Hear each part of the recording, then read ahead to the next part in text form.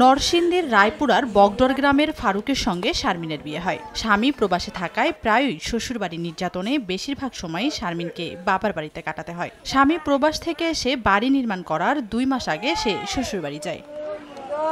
রোববার সকালে শারমিন চালের পোকামারা বিষ খেয়েছে বলে জানানো হয় স্বজনদের। তাকে ভৈরব উপজেলা স্বাস্থ্য কমপ্লেক্সে আশঙ্কাজনক অবস্থায় ফেলে পালিয়ে যায় শ্বশুরবাড়ির লোকজন। পরে তাকে মৃত ঘোষণা করেন চিকিৎসক। নির্যাতন করে মুখে বিষ ঢেলে হত্যা করা হয়েছে অভিযোগ শারমিনের পরিবারের লোকজনের। 7 বছর জামাই বিদেশ থাকাইছে, আমার মায়ের আমার কাছে লাগছে।